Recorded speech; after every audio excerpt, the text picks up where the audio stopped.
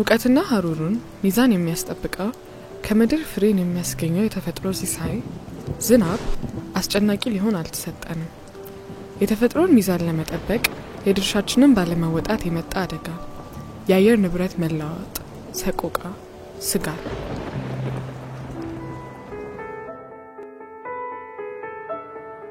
ግን መፍትሄ ይፈልጋል። ያ መፍትሄ ዛሬ የአሁን ስራን ይጠይቃል።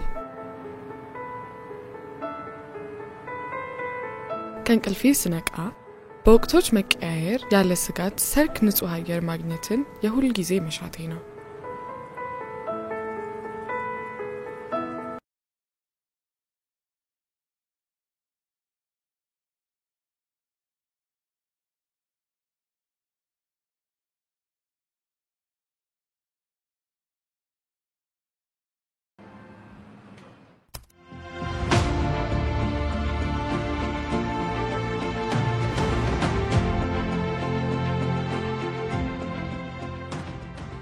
ይህ የተፈጥሮ መመሰቃቀልና መዛነፍ የማን ችግር ነው?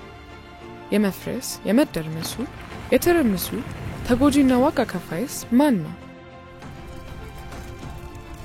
ከዚህ አስከፊ የተፈጥሮ ጀብስ መውጣት ይቻላል?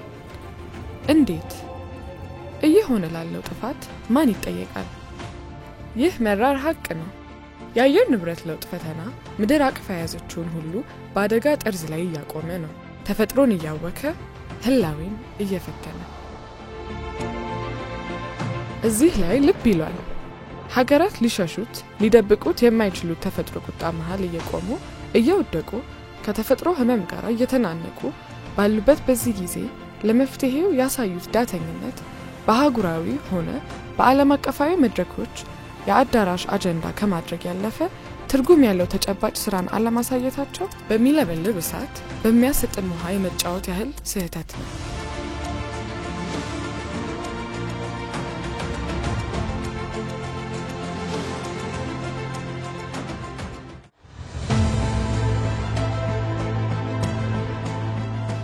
ኢትዮጵያና ኢትዮጵያውያንም ከዚያ አስፈሪ የተፈጥሮ ቁጣ ነፃ አልነበሩም፣ አይደሉም።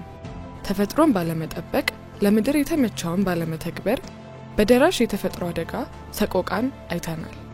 እንዲህ ያሉት ቅጽበቶች የኔን ዝንባሌ የቀየሩ የነገ ትኩረቴን የበየነች ብርሃንና ጨለማን የለበሰች ዕለት።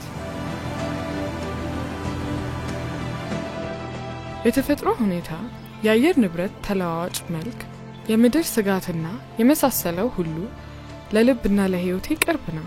ሁሌም ህሊናዬን ሰጥቼ የምከታተለው የምመረምረው የየዕለት ትምህርትና ዕውቀቴ። የተፈጥሮ ደህንነት እንዲጠበቅ ተቆርቋሪም ነኝ። ተፈጥሮን ለሚቀርቡና የምድር ደህንነትን የተመለከቱ ሐሳቦች ዙሪያ እመክራለሁ፣ እጠይቃለሁ። ከሐሳብ ወርደው መሬት ላይ የሚታዩ ስራዎችን ሰርክ እከታተላለሁ። ዓለም እውነትም ውበትም ነው። ሁሉም እንደ ልቡ የሚሰፍረው እንደ አይኑ ፈርጅ የሚመለከተው የተፈጥሮ ህብር ለኔ ሀገሬ እውነቴ ጽኑ መሰረት ደግሞም የማትደበዝዝ ሰርክ አዲስ ውበቴ። ምድር ታክማ ተፈጥሮ በባህሪውና በትክክለኛው ዑደት ይቀጥል ዘንድ ከመሻት የተሻገረ በተግባር የተገለጠ ስራ ያስፈልጋል።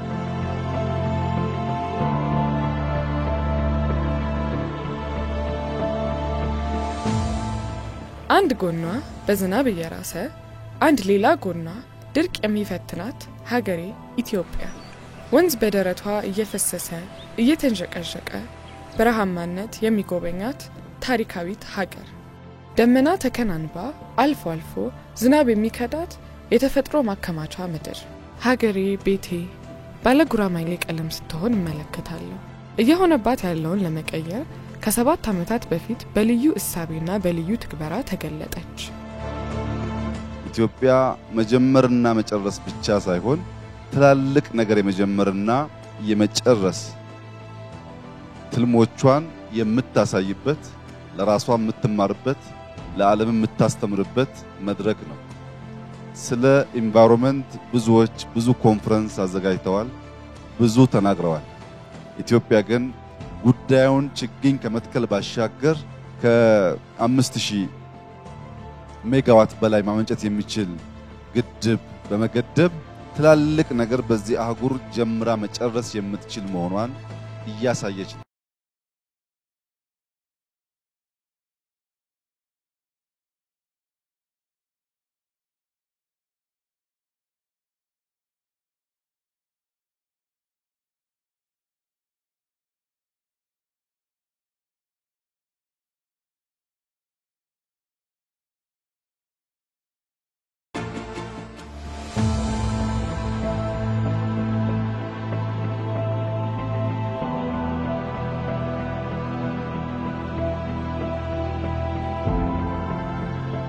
በሶስት ዋና ዋና መሰረታዊ ምሰሶዎች ላይ የቆመው የአረንጓዴ አሻራ ስራ መሰረቱ ሰፊ የህዝብ ንቅናቄን ወጪ ቆጣቢ አግሮኢኮሎጂካል የስራ ፈጠራ ማዕከል ማድረግና የደን መልሶ ማልማት ስራን ከማህበራዊ ኢኮኖሚያዊ ልማት ጋር ማስተሳሰር በሚሉ እንደ አድማስ አለት በጸኑ መሰረቶች ላይ ቆሟል።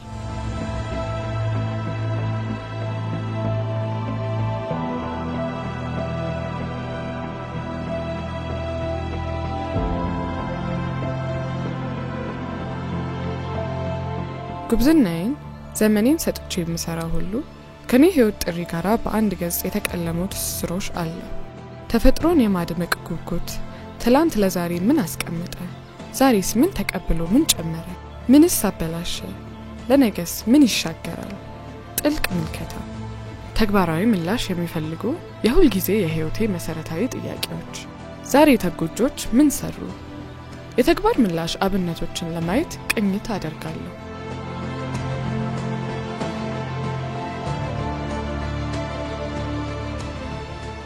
በ2011 ዓመተ ምህረት በክቡር ጠቅላይ ሚኒስትር ዶክተር አብይ አህመድ የተጀመረው የአረንጓዴ አሻራ ስራ ግሪን ሌጋሲ ኢኒሺዬቲቭ ከመደበኛ የደን ልማት ስትራቴጂዎች ባሻገር የካርቦን ቅነሳ፣ ለአየር ንብረት ለውጥ የማይበገር ኢኮኖሚ ግንባታ እና ሁሉን አሳታፊና አካታች አስተዳደርን በማቀናጀት የተራቆተውን የኢትዮጵያን ስነ ምህዳር በመልሶ ማልማት ለውጥ ለማምጣት ተሰርቶ በአጭር ጊዜ ስጋትን ወደ ተስፋ ቀይሯል። የኢትዮጵያን የደን ሽፋንን በተመለከተ በ2011 ዓመተ ምህረት ከነበረው 17.2 በመቶ ወደ 23.6 በመቶ ማሳደግ ተችሏል። የአረንጓዴ አሻራ ስራ ኢትዮጵያ የሶስት ዜሮ ግቦቿን ማለትም ዜሮ ረሃብ፣ ዜሮ ድህነትና ዜሮ የካርበን ልቀትን ለማሳካትና ለአጠቃላይ ሀገራዊ ልማት ተደማሪ ጉልበት እየሆነ ነው። የኢትዮጵያውያን የአረንጓዴ አሻራ ያመጣው የትሩፋት ገጾች ሲገለጥ ስትራቴጂካዊ ስራና ውጤት የተገኘበት የታዳሽ ኃይል ዘርፍ ነው።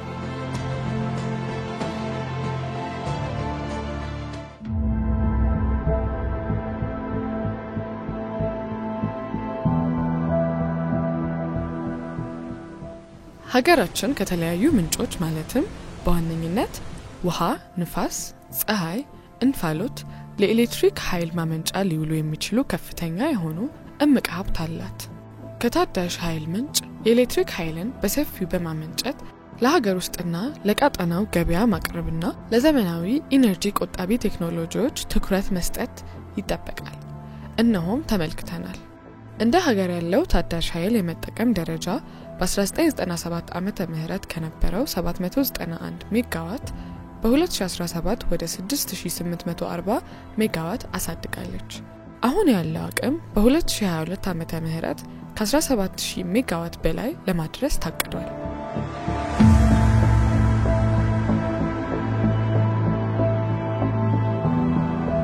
የግሉን ዘርፍ በታዳሽ ኃይል ኢንቨስትመንት ለማሳተፍ መንግስት የውጭ ምንዛሬ ዋስትናን፣ የታሪፍና የመሳሰሉ ማበረታቻዎችን በአዲስ መልኩ ተግብሯል። ከውሃ ኃይል የኃይል ምንጮች በተጨማሪ የፀሐይ፣ የንፋስና የጂኦተርማል ኃይል ምንጮች ላይ እየተሰራ ነው። በኢትዮጵያ የ10 ዓመቱ ሀገራዊ የልማት እቅድ ይህ ተካቶ ተመልክቻለሁ። የውሃና ታዳሽ ኢነርጂ ሀብትን በፍትሃዊነትና በዘላቂነት በማልማትና በማስተዳደር የዜጎችን የኃይል ፍላጎትና ሁለንተናዊ ህይወት ማሻሻል በተጨማሪም የኢነርጂ አቅርቦትና ተደራሽነትን በማስፋት ለፈጣን ልማትና እድገት አስተዋጽኦ ማበርከታቸውን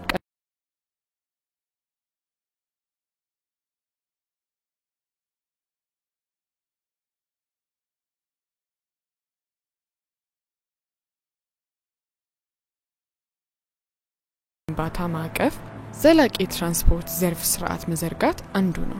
በ2010 ዓመተ ምህረት የወጣው ሀገራዊ ትራንስፖርት ፖሊሲ የሀገሪቱን የኢኮኖሚ እድገትና የልማት ግቦችን የሚደግፍ ቀልጣፋ ዘላቂና የተቀናጀ የትራንስፖርት ስርዓት ለመዘርጋት ያለመ ነው። አሁን ላይ ከ100,000 በላይ የኤሌክትሪክ ተሽከርካሪዎች ስራ የጀመሩ ሲሆን የኤሌክትሪክ ተሽከርካሪዎች ትግበራ ስትራቴጂ በመቅረጽ 500,000 የኤሌክትሪክ ተሽከርካሪዎች እና 2176 የኤሌክትሪክ ኃይል ቻርጀር መሰረተ ልማት ለማስፋፋት ስትራቴጂክ ግብ አስቀምጧል።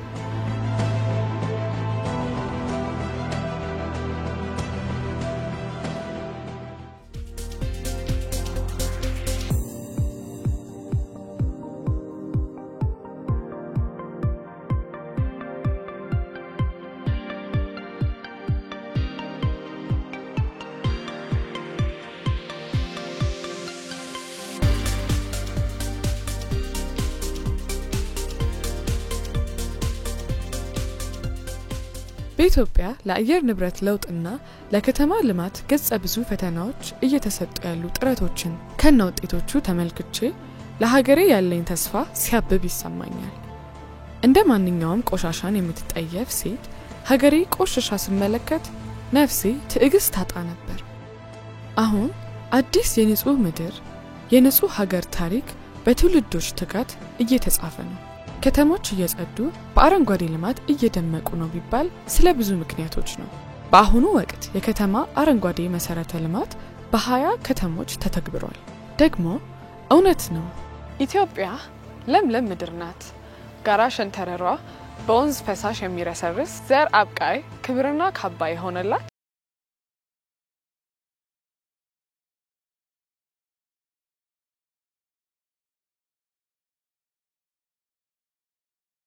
ከአያያዝ የተበላሸ የታመመው ብዙ ነው። የአረንጓዴ አሻራ አንዱ ግቡ የተፈጥሮ ሚዛንን ከዝንፈቱ መመለስ፣ የሀገርን መሬት ወደ ለምነትና ወዙ መመለስ ሆነና የተተጋው ብዙ የተገኘውም እንደዚያው ብዙ። እንደ ሀገር የአየር ንብረት ለውጥን መቋቋም የሚችሉ እንደ መንገድና የፍሳሽ ማስወገጃ መሰረታዊ ልማቶችን በማስፋፋት ረገድ የታየ ውጤት እንኳንም ደከምን እንኳንም ተጋን የሚያስብል ነው። የኢትዮጵያ ጥረትና ውጤት የአየር ንብረት ለውጥን ከከተሞች አስተዳደር ከመሰረተ ልማትና ከአገልግሎት አሰጣጥ ጋር በማቀናጀት ረገድ ለታዳጊ ሀገራት ከተሞች እንደ ጥሩ ተሞክሮ ተወስዷል።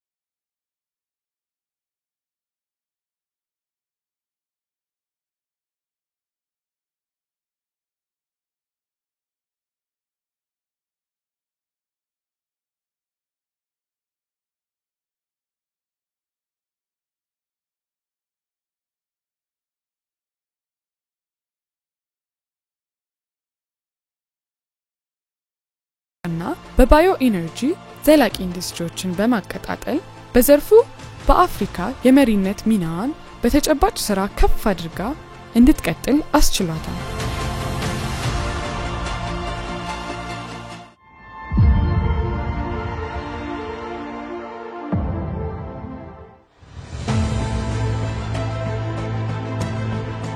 ባለፉት 6 የአረንጓዴ አሻራ አመታት ከ40 ቢሊዮን ችግኞች በላይ በመትከል በአንድ ችግኝ $1 ህዳግ ወይም ማርጂናል ኮስት እሳቤ ወደ $40 ቢሊዮን በሀገር ውስጥ አቅም ለአየር ንብረት ፋይናንስ አዋጣለች። ይህም በኮፕ 9 ኮፐንሃገን ከተማ ላይ ለታዳጊ ሀገራት ቃል ከተገባ ከ$100 ቢሊዮን የዓለም አቀፍ ኢላማ 40% ይሸፍናል። እንደ ሀገርም በኤንዲሲ ስትራቴጂያችን ቃል ከገባነው ትልማችን ጋር የሚጣጣም ነው። ኢትዮጵያ በተለምዶ ከሚታወቀው የአየር ንብረት ለውጥ ፋይናንስ ወይንም ኢኖቬቲቭ ክላይሜት ፋይናንስ በመተግበር ለዓለም የታዳጊ አገር እንዴት የአየር ንብረት ለውጥ ፋይናንስ ማምጣት እንደሚቻል አስተማሪ ተሞክሮ አስቀምጣለች። እዚህ ላይ ተጨማሪ ገንዘብ ይታከልበት ኢትዮጵያ የአየር ንብረትን ለመከላከል ይበልጥ ማድረግ ትችላለች።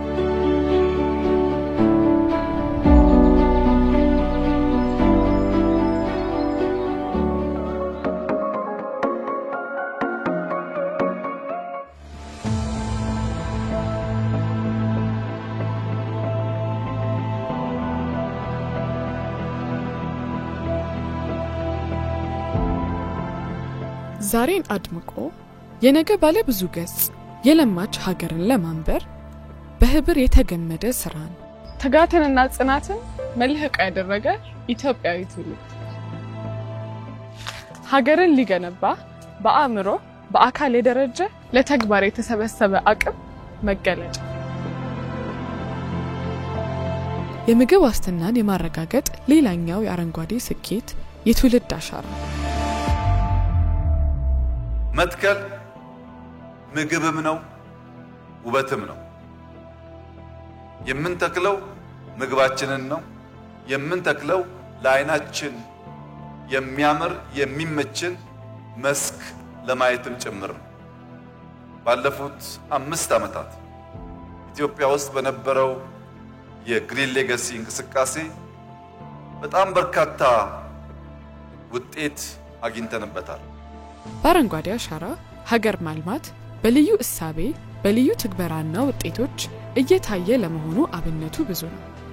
አብነት 1 የፍራፍሬ ልማት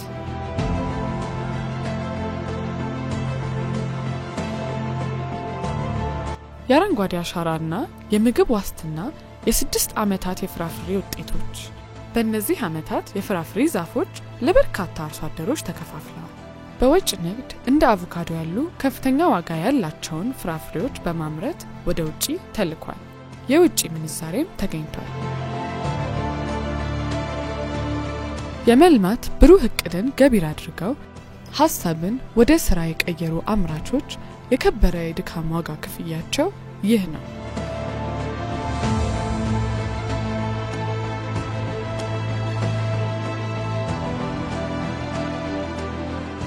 እዚህ አካባቢ አሁን አቮካዶ 3 ሄክታር ነው ያለው። ያው ታዩ ሃዝ ቫራይቲ ኤክስፖርት ስታንዳርድ ነው ማለት ነው። ያው ታዩ አቮካዶ ኤክስፖርት ያደርጋሉ ማለት ነው። ኤክስፖርት ወደ ዩሮፕ በጣም ተፈላጊ ነው።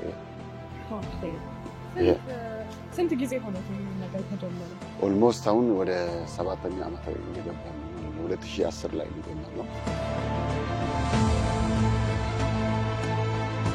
ይሄ አሁን እንደምታዩ አቮካዶ አለ፣ ማንጎ አለ፣ ሸንኮራ አለ፣ ብርቱካን አለ፣ ፓፓያም አይተናል። ፓፓያ አለ፣ ምንድነው ሙዝ አለ እና በጣም እዚህ ትንሽ ቦታ ላይ ብዙ ነገር ማምረት እንደሚቻል የመሬቱ 2 ሄክታር ከምናምን ነው። ግን እዚህ ላይ ወደ 10 አይነት ቋሚ አትክልቶች አሉ።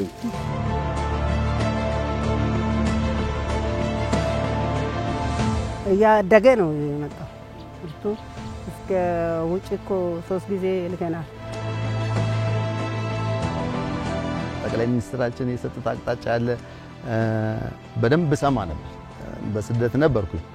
ያንን ግን እሳቸውን ፎከስ አድርግና የእሳቸውን አቅጣጫ በልቤ ይኖር ነበርና ልክ ያቺን አቅጣጫዋን እኔ እድሏን ሳገኝ ማለት ነው ሙሉ ለሙሉ የተጠቀምኩባት። ይሄ ለ3 ዓመት ይዤው መጥቻለሁ። የመጀመሪያ የምስራች አሁን እንግዲህ በዚህ መልኩ ይዟል። ብዙ ነገር ነው ከሱ ላይ ክሬኤት የምናደርገው። ለምግብነትም ለዘይትም ለቅባትም ለብዙ ነገር አገልግሎት ስለሚሰጥ ጥሩ አጋጣሚ አንደኛ ግሪን ሌጋሲም ጎን ለጎን የምግብ ዋስትናም ለማረጋገጥ ይችላል። አልፎም ለፎሬን ከረንሲ ዶላር ማግኘት ይችላል ማለት ነው። እንደምታዩ እንግዲህ ይሄንን ወደ ውጪ ሃስ ይባላል። ይሄ የቲንገር እና ሃስ የሚባል አቮካዶ ነው ያለን። ይሄ የቲንገር ነው የሚባለው። ሃሱ ደግሞ ወደ ከጀርባችን ያለ ነው። ይሄንን ወደ 3 አመት ወደ አውሮፓ ልከናል፣ 1 አመት ወደ ስዊድን። እኛ መጀመሪያ ስንሰራው በኦርጋኒክ ነው፣ ኮምፖስት ነው የምንጠቀመው እና እዛ ውጪ ፈረንጆቹ ቀምሰውት በቃ አሁንም እንደው ባካችሁ እያሉ ስለሆነ በጣም ጥሩ ተወዳጅ ነውና ጣፋጭ ነው። እርሻ ማለት ትልቅ የስራ ዕድል ፈጣሪ ሆኖ ተገኝቷል ማለት ነው። ከሌሎች ስራ ዘርፍ የበለጠ እርሻ ላይ አሁን የስራ ዕድል በጣም ሰፊ የስራ ዕድል ፈጣሪ ሆኗል እርሻ ማለት ነው። ለምሳሌ አሁን የምትወስጂ ከ400 ሰራተኛ በላይ በስሬ ሰራተኞች አለ ማለት ነው። ይሄ ማለት ቀላል አይደለም። ይሄ ያመጣው የዚህ ኢኒሺዬቲቭ ወይንም የዚህ ግሪን ሌጋሲ ያመጣው አጋጣሚ ነው ማለት ነው እና ከዚህ የምናገኘውን ገቢ በመቆጠብ ሌላ ኢንዱስትሪ ሌሎች ነገር ኢንቨስት እያደረግን ኦልሞስት ካፒታል አሁን ከ1 ቢሊዮን በላይ ደርሻለሁ። እንግዲህ አርሶ አደሩ እንኳን ቢሊዮን አይደለም ሚሊዮን ቁጥሩ አያውቅም በድሮ አስተሳሰብ ማለት ነው እና ታሪኩን መቀየር ችለናል። ትልቅ ቁጭት ፈጥሮባቸው አርሶ አደሮች ሚሊየንስ አርሶ አደሮች እየተፈጠሩ ነው ማለት ነው እና ቀላል አይደለም፣ እንደ ቀላል የሚታየው ነገር አይደለም። ከነም በላይ አልፎ አሁን ተጽዕኖ ፈጣሪ የሆኑት አርሶ አደሮች አሉ።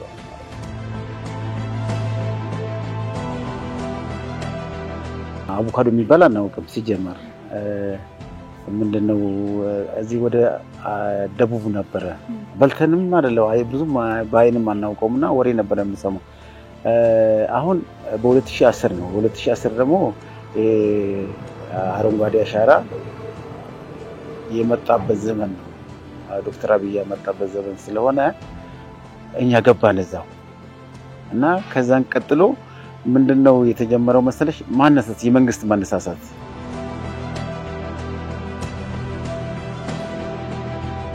ጅማሬው ነው። አሁን እኔ የሚቀጥለው ብትመጪ እዚህ አታገኝም። አሁን የሚገርምሽ ወደ 3 ሄክታር አቮካዶ ተክያለሁ፣ ሙዝ ወደ 3 ሄክታር ተክያለሁ። በዛው በደን ዙሪያ ነው። ከዚህ ይልቅ ደግሞ አሁን በቃ መስከረም ምናምን ላይ ብትመጪ ያኛው ደግሞ አጃኢብ ነው። ባገኘነው መስመር ባገኘነው መንግስት በፈቀደው ነገር እያበረታታን ስለሆነ ይሄን ነገር መስራት ከኛ ይጠበቃል እና ወደ ኋላ የምንልበት የለም።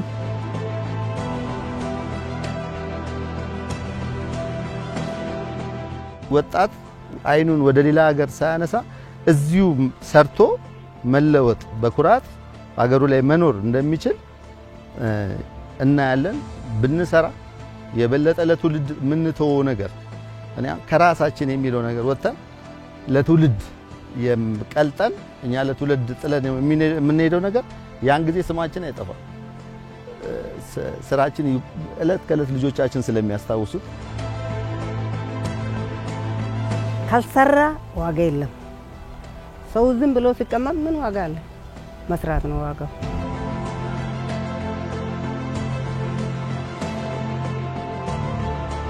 እንግዲህ ብርቱካኑ እንደምታየው ነው።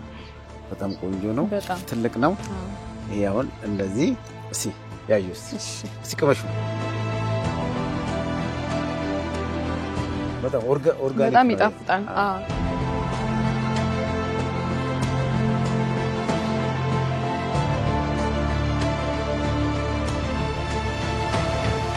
የምርት አይነቶችን ማቀያየር፣ የአመራረት መንገድ ማዘመን ውጤቱን እያሳመረው እየቀየረው ታይቷል።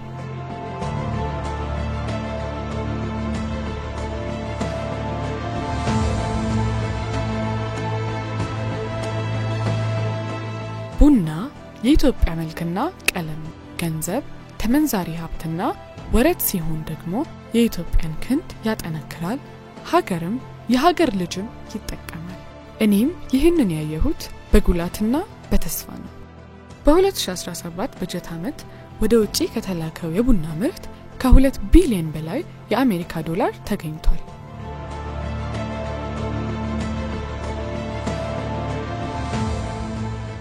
የግሪን ሌጋሲ ኢኒሺየቲቭ ሲጀመር አንዱ የትኩረት መስክ ቡና ነበር።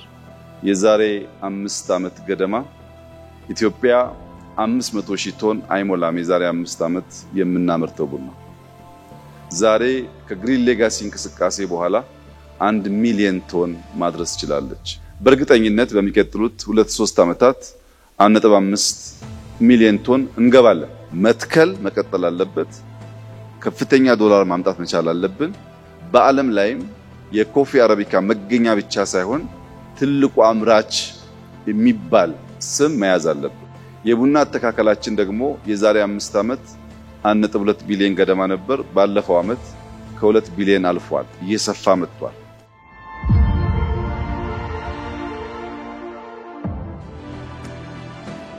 ኢትዮጵያ እንደ ሰማይ የጠሩ ንጹህ ሐይቆችን አክሊል አድርጋ የደፋች የኢኮቱሪዝም ካባን የደረበች ድንቅ ምድር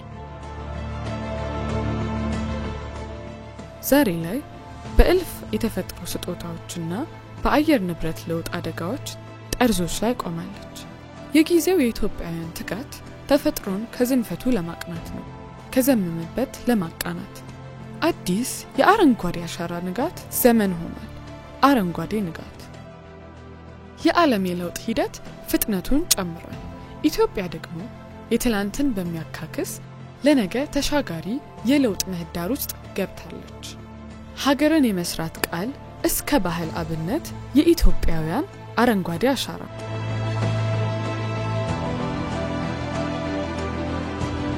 ለልጆቻችን ካሉን ሀብቶች መካከል እጅግ ዋነኛ የሆነውን መሬታችንን፣ የተፈጥሮ ሀብታችንን፣ ንጹሃችንን ማሸጋገር ስለሆነ ትልቅ ትልም ትልቅ ሐሳብ በኢትዮጵያውያን የተባበረ ክንድ እየተሰራ ያለ ታሪክ ስለሆነ ባቀድነው ባሰብነው ልክ እስክንፈጽም እንደ ከዚህ ቀደሙ የጸና አቋምና ትጋት ከሁላችን ይጠበቃል።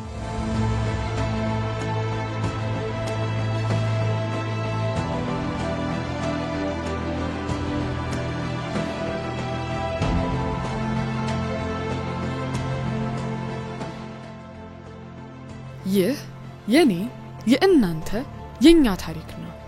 ኢትዮጵያ ኢትዮጵያውያን ምድርን እያከሙ የታከመው ምድር የሰጠውን ሲሳይ እየለቀሙ ለነገም በትውልድ ተሻጋሪ ራዕይ ሀገር እየተከለች ትውልድ ማጽናቱን ቀጥሏል።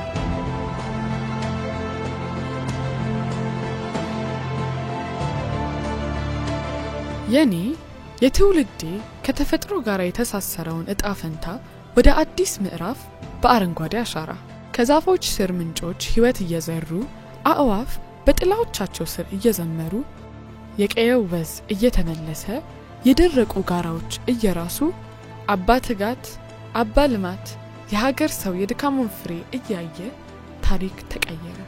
ወገን ለለውጥ ተባበረ። እነሆ የሀገር ምርት አድማስ ተሻገረ። አዲስ እሳቤ፣ አዲስ ታሪክ፣ አዲስ ልዩ ስኬት። የአረንጓዴ አሻራ ልማት 1001 ንጋቶች